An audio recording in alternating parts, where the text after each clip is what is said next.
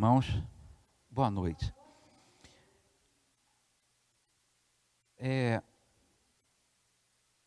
Mateus 24, ainda não é a pregação não, tá? Nós estamos ainda no momento de oração. Mateus 24, 12 diz assim: e por se multiplicar a iniquidade, o amor de muitos se esfriará. Por se multiplicar o pecado, o amor de muitos esfriará.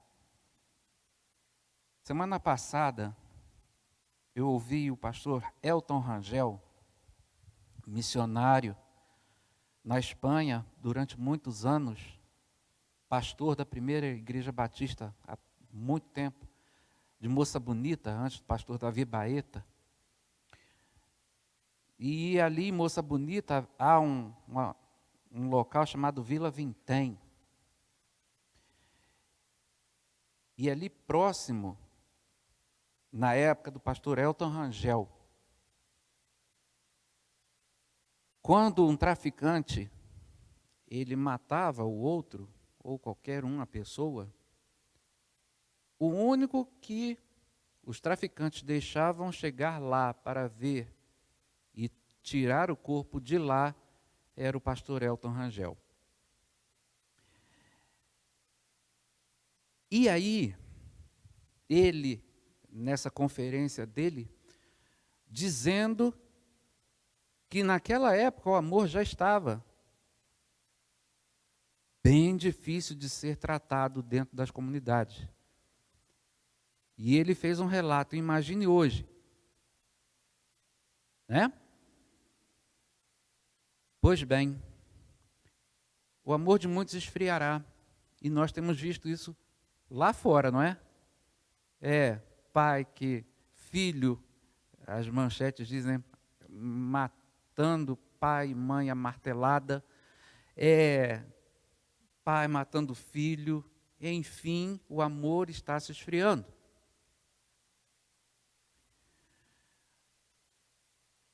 E, dentre tudo isso, há um tempo, um debate interessante sobre uma criança de 13 anos que engravidou, não é? E é um crime, com 14 anos para baixo, estupro. Não interessa se foi concedido ou não, é estupro. Mas é interessante que ela concedeu, estavam num relacionamento, e o mais interessante disso tudo é que o menino tinha 13 ou 14 anos, ou seja, também estava livre de uma condenação, porque também era menor de idade. Olha o nó que isso dá, não é? Mas o interessante é que a gente está falando de adolescentes de 13, 14 anos. Que mundo estamos vivendo? Que situação nós estamos passando? E diz um pregador, que há um tempo atrás nós estávamos pregando o evangelho sem cruz. E ele temia que daqui a um tempo a gente pregue um evangelho sem Jesus. O amor está acontecendo exatamente como a Bíblia diz, esfriando. Esfriando lá no mundo, com a extrema violência, mas também esfriando dentro do arraial evangélico, dentro das igrejas, dentro das congregações. Por isso, irmãos, estamos num culto de oração, não é? É. Então você vai fechar os seus olhos aí, curvar a sua cabeça e vai clamar ao Senhor misericórdia pelo Brasil, pelas crianças, pelos adolescentes, pelos jovens, pelos desempregados, pelo esfriamento da igreja. E nós vamos clamar ao Senhor. Eu vou convidar o pastor Itiel, que tem se dedicado todo domingo aqui, em reuniões de oração. Por favor, venha. E ele vai levantar um clamor, juntamente com a igreja, por tudo isso que nós estamos passando, por tudo isso, para que a chama do nosso coração não se apague, mas que a gente continue firmes e constantes. Oremos com o pastor Itiel. Amado Deus, glorioso Pai que está nos céus, prostrados, Senhor Deus, diante de Ti, Senhor, em humildade, em declaração de dependência a Ti, Senhor Deus, a Tua igreja está levantando um clamor, ó Pai. Um clamor, Senhor Deus, pelas crianças, pelos jovens, pelos adolescentes, pelos adultos, pela terceira idade, pela melhor idade, por toda a humanidade, Senhor Deus.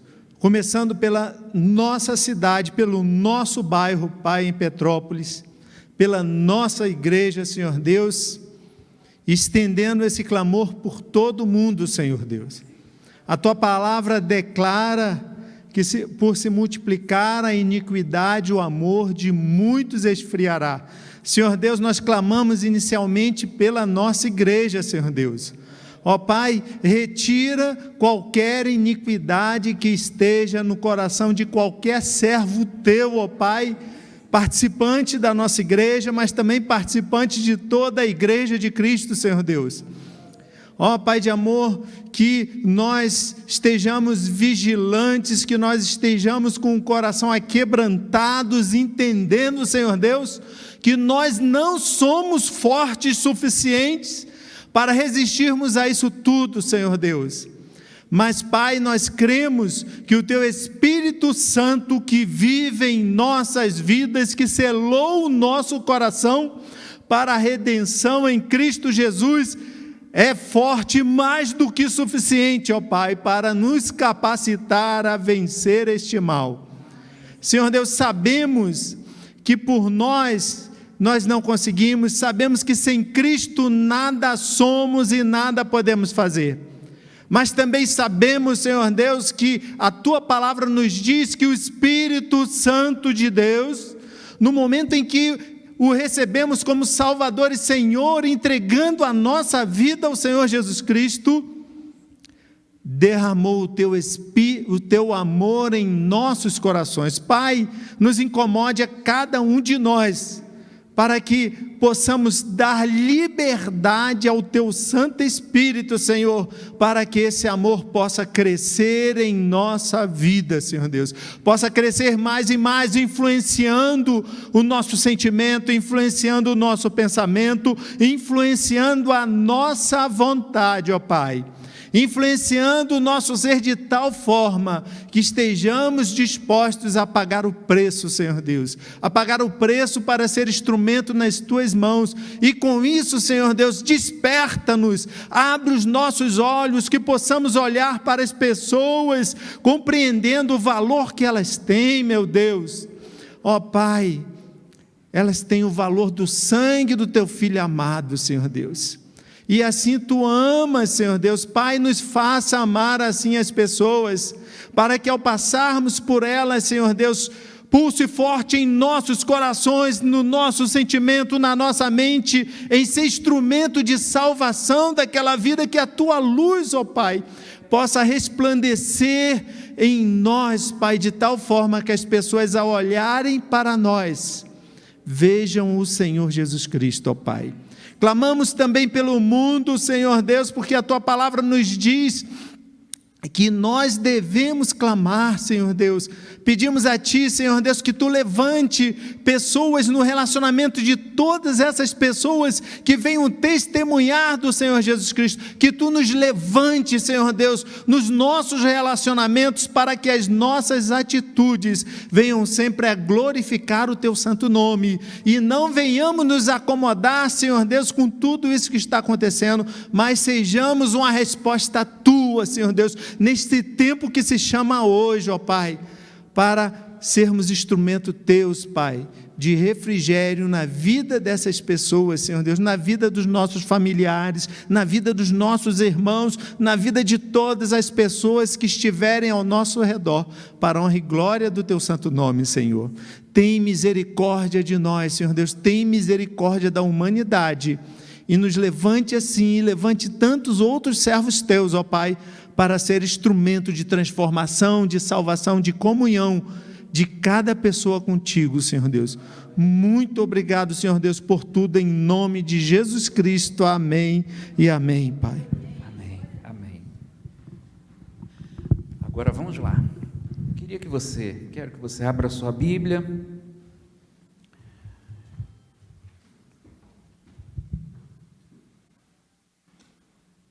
Vamos lá. Quando você pensa na sua infância, lá naquele tempo que você estava na escola, qual era a coisa que você mais tinha medo?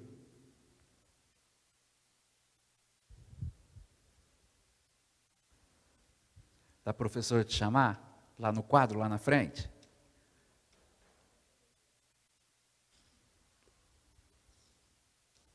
Ou você que tinha um nome que não era muito conhecido, não era Maria nem Ana, era um nome diferente.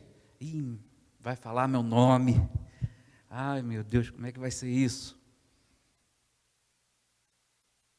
Tínhamos a chamada na escola, que muitas vezes era boa, quando você tinha uma nota excelente, mas tinha a hora que era esquisita, quando também a professora chamava a atenção.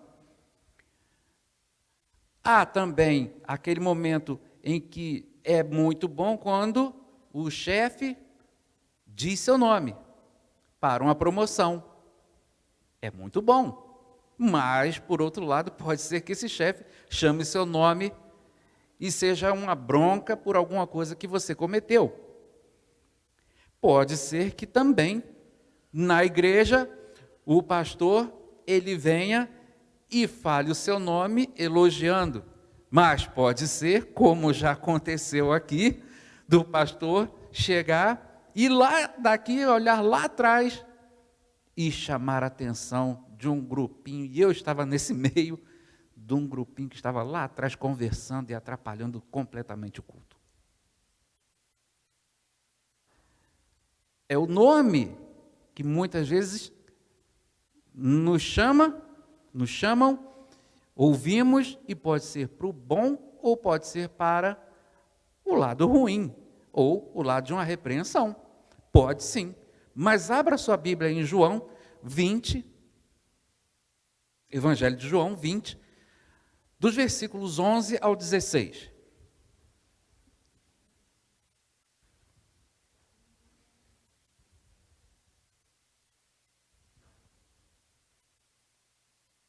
João 20, de 11 a 16.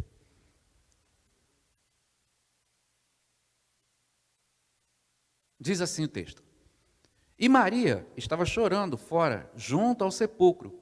Estando ela, pois, chorando, abaixou-se para o sepulcro e viu 2 anjos vestidos de branco, assentados onde jazera o corpo de Jesus, um à cabeceira e outro aos pés.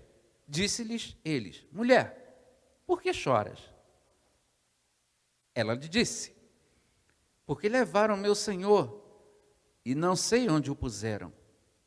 E tendo dito isso, voltou-se para trás e viu Jesus em pé, mas não sabia que era Jesus. Disse-lhe Jesus: Mulher, por que choras? Quem buscas? Ela, cuidando que era o hortelão, disse-lhe: Senhor, se tu o levaste, dize-me onde o puseste, e eu o levarei. Disse-lhe Jesus: Maria. Ela voltou-se e disse-lhe: Rabone, que quer dizer mestre. Quando Cristo diz seu nome, Tudo estava acabado. Maria estava agora numa situação, ela que tinha sido uma pessoa com uma experiência juntamente com Cristo, e a partir da experiência dela, ela começou a segui-lo.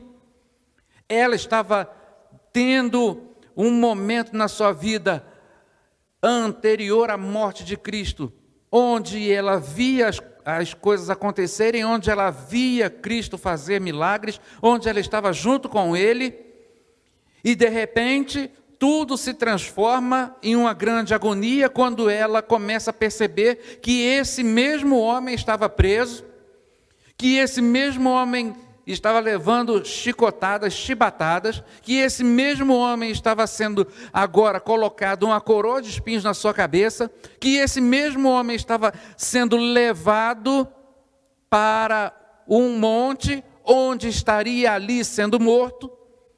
E a partir daquela morte, a partir daquele momento, tudo estava acabado. Ela estava vendo e ela viu a sua morte, e ela viu o corpo dele inerte, e toda a sua esperança, toda a sua vida, tudo aquilo que ela pensou, tudo aquilo que ela projetou, agora estava morto. Quem vai me ensinar? Quem vai me consolar? Quem vai estar junto a mim? O que será dessa multidão que ele curou? O que será dessa multidão que andava junto com ele? O que será agora de todos nós que andávamos com ele? Tudo agora acabou, os ensinos dele, tudo aquilo que ele mostrava, aquilo que ele dizia que não era para atacar pedra, mas sim amar. Aquele que estava agora querendo maltratar, e ele dizia que era para perdoar. Onde está esse homem agora? Esse homem está morto. E morto junto com ele toda a esperança dela. É muito difícil quando a morte de Jesus ela é vista na sua própria vida.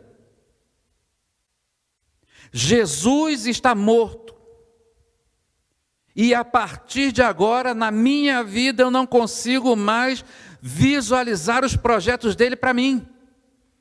Eu não consigo mais olhar e pensar na esperança que um dia tive nele. Eu não consigo mais olhar e ter nele o sentido da minha vida. Porque a partir de agora, ele está morto. E é difícil quando se chega à conclusão de que Jesus, na sua vida, está morto. Quando você olha e percebe que não existe mais vontade de orar, que não existe mais fervor na oração, que a sua oração parece que não passa do teto, onde o seu louvor é apenas a voz sendo projetada, mas não há nenhum momento de intimidade com Ele. Vem aqui, canta e sai da mesma forma. Quando você chega aqui e vai para a escola dominical ou vai para qualquer organização e sai de lá do mesmo jeito, e chega aqui no culto e é a mesma coisa. Nada mais faz sentido, porque Jesus está morto na sua vida. O que fazer? E Maria está agora numa situação de olhar e não ver horizonte, de olhar e não ver mais nenhuma solução para aquilo que ela ainda estaria a projetar para a sua vida. Quantas vezes na sua vida isso acontece? De você olhar e não ver esperança. De olhar e dizer dentro de você mesmo, não tem solução, não tem jeito. Percebam que no texto era madrugada, o início do dia. Ora, então o sol ainda não estava sendo visto.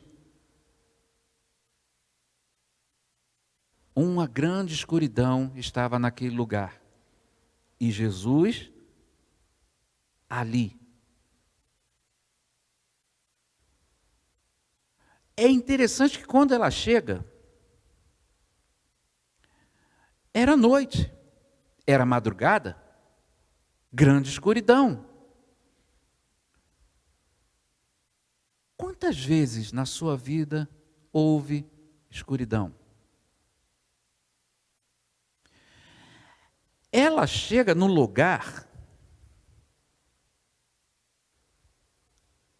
e, para ficar pior a situação, ela percebe que aquele que estava ali naquele lugar, o corpo que ela foi ali ver, não se encontrava ali. A dor ficou maior ainda, porque ela foi buscar, ela foi olhar, ela foi visitar e não estava. E é triste na sua vida quando você começa a procurar. E eu procuro nessa religião e não encontro. E eu procuro ali e eu não encontro. E eu vou para outra ali e também não encontro. E eu começo a procurar. Onde está esse Jesus? E eu não encontro. Porque aonde eu vou ele não está mais lá.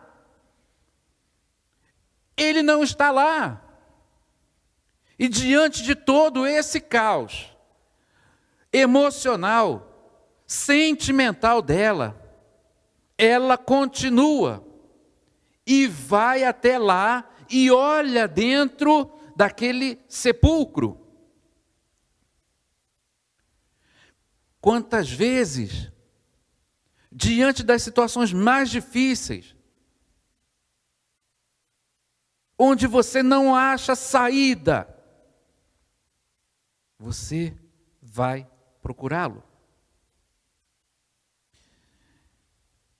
Mesmo ela sabendo que ele não estava ali, mesmo ela sabendo que ele havia sido morto, ela foi buscá-lo. É interessante pensarmos nisso, porque ela foi trabalhar o corpo dele.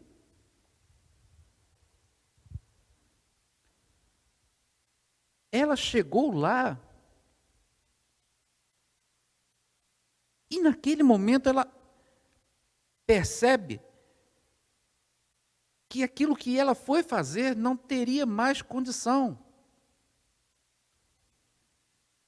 Percebam como a situação dela, desta mulher, causou-lhe grande confusão mental. Será que naquele momento ela lembrou das palavras dele que ele iria ressuscitar?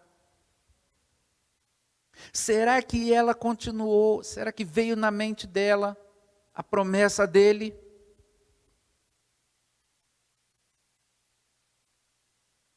Quantas vezes, irmãos, na nossa vida, ele está prometendo para cada um de nós.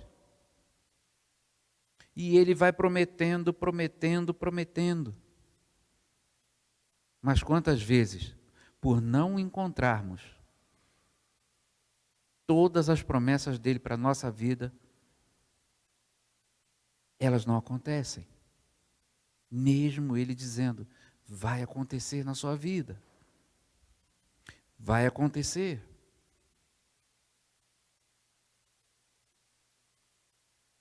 Aí,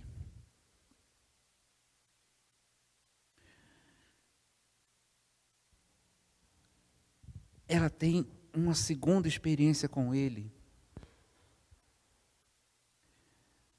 que creio será mais impressionante na vida de cada um ser humano.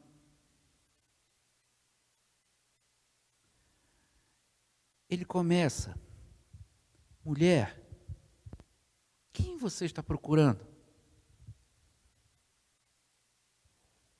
Ela não o reconhece. Porém, na segunda vez, o que é que ele diz? Maria. Maria. Chamou pelo nome. Não falou mulher, mas ele chamou pelo nome. Imediatamente o que o texto diz? Que ela o conheceu, dizendo: mestre, é o Senhor. Ou seja, quando Cristo chama pelo seu nome, quando ele começa a chamar seu nome, quando ele começa a dizer o seu nome especificamente, você sabe que é a voz dele. Você o conhece, você começa a entender que ele está vivo e ele está falando com você, porque ele conhece e ele fala o seu nome, e nessa noite ele está dizendo exatamente para você. Talvez você esteja na sua vida com muitos problemas, com muitas dificuldades, talvez ele já esteja morto, mas nessa noite ele está dizendo para você, ele está te chamando pelo nome, pelo seu nome. Não adianta, porque ele começa a falar o seu nome e você o reconhece. Por quê? Porque você está diante dele.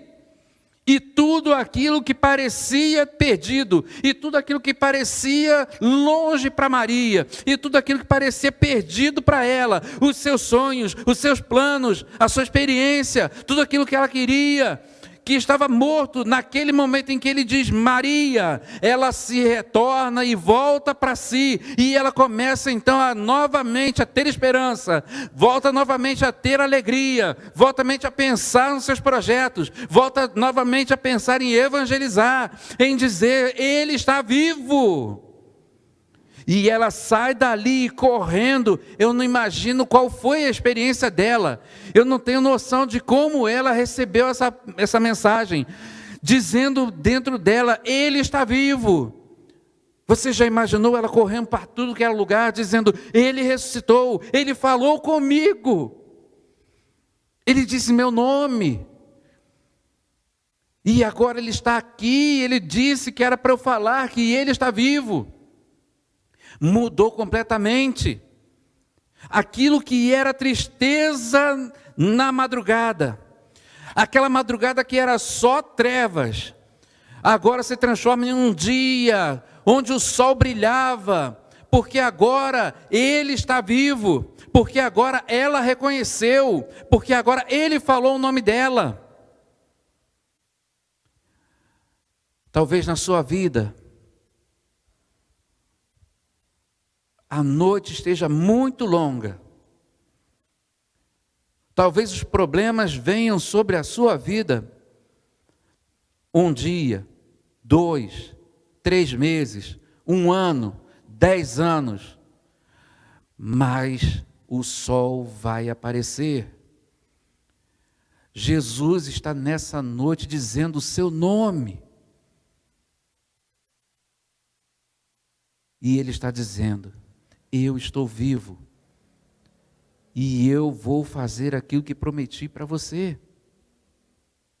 e eu estarei com você. Quando ele diz o meu nome, quando ele me chama de madrugada, quando eu estou diante dele em oração e ele fala o meu nome, como tudo se transforma. Só quem entende isso sabe o inexplicável que é essa sensação. Só quem tem experiência com ele sabe o poder do nome dele e o poder que tem ele dizer o seu nome.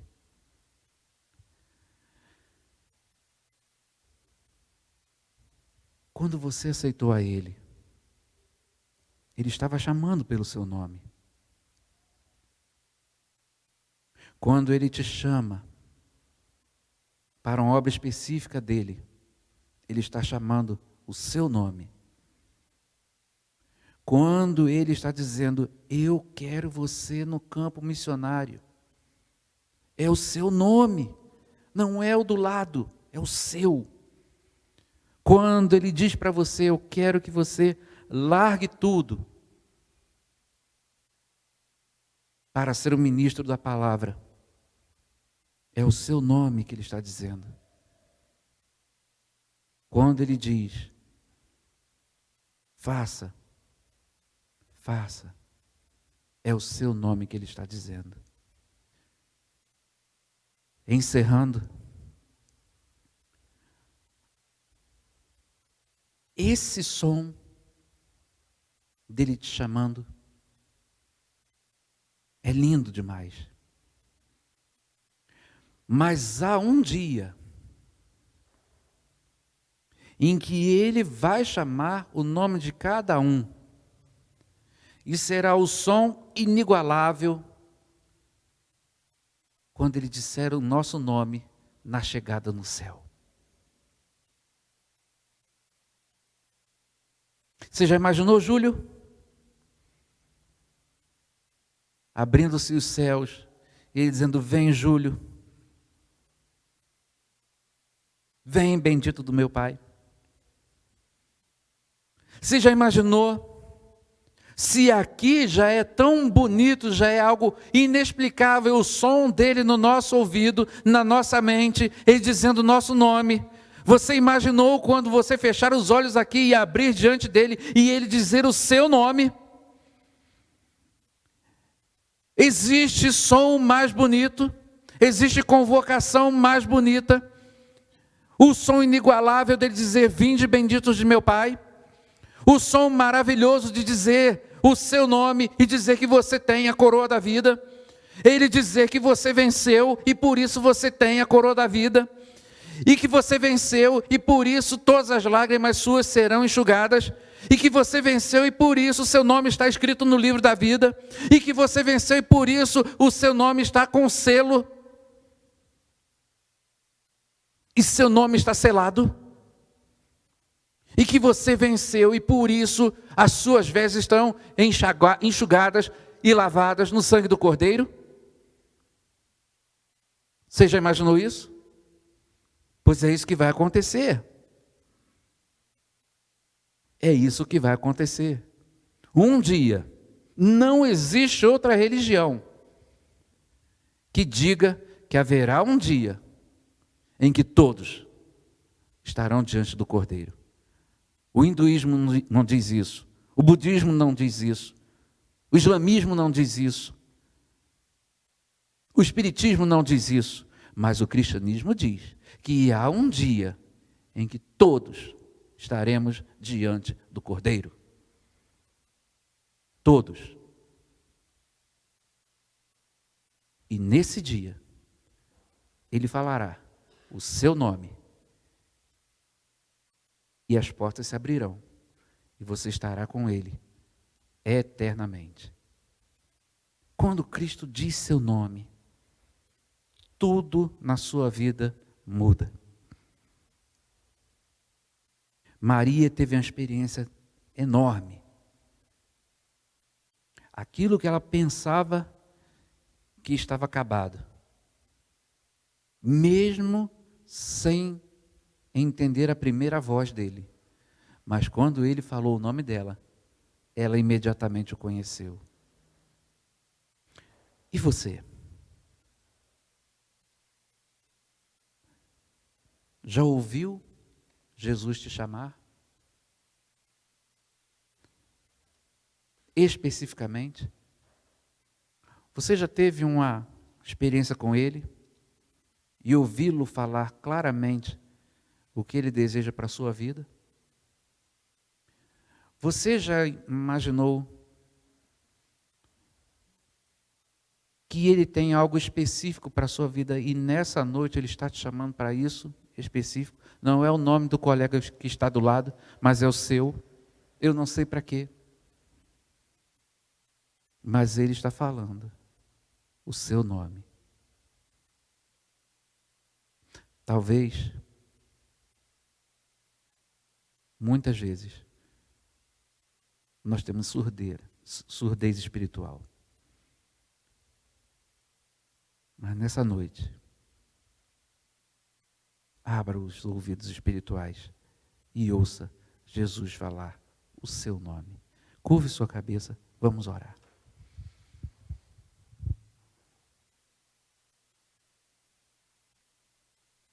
Ele já falou o seu nome? Ele já te chamou? Sim. Sim. E eu já ouvi o chamado dele. E eu entreguei a minha vida a ele. E eu entendi que sem ele, minha vida estava perdida. Eu que andava em trevas, eu que andava indo para todos os lados, eu que estava longe completamente dele.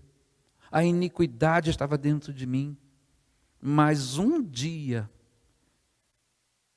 eu ouvi ele falar o meu nome.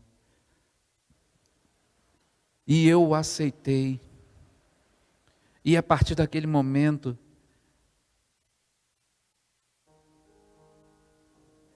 ele se tornou o meu Salvador, o meu Senhor. Mas o tempo passou.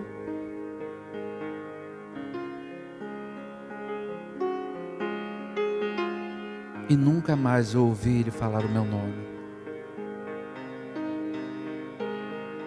E hoje, tanta coisa que eu tenho, planos,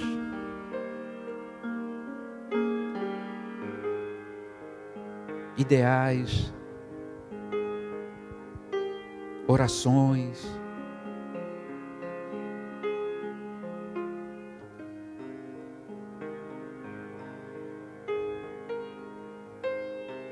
mas ainda não ouvi ele falar.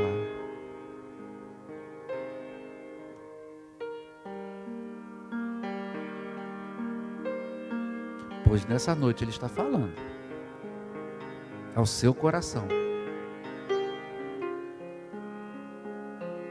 Eu sei que não é culto missionário,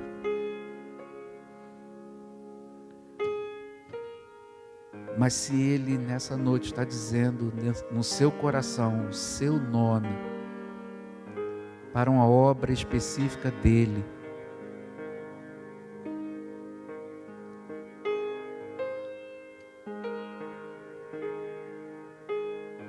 não resista. Eu não sei onde, talvez no som, no ensino, na cantina,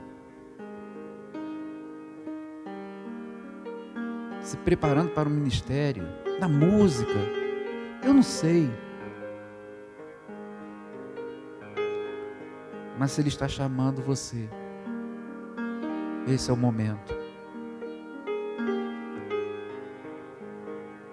A partir daquele chamado, Maria compreendeu que nada estava perdido.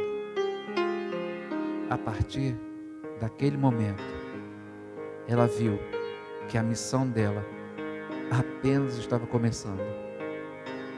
E você? Deus está falando o que Ele quer para a sua vida?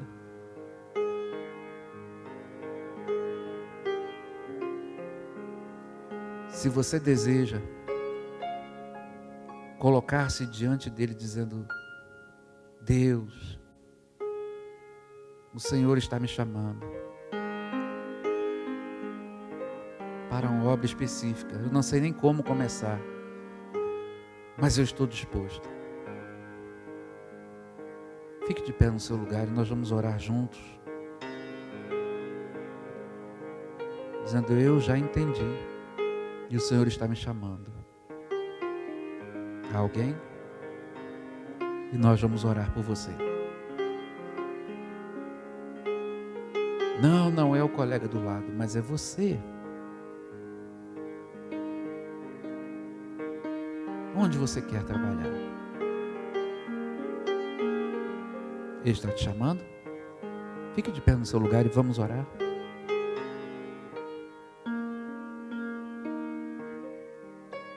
Vamos orar. Convida a irmã Geice para orar nesse momento.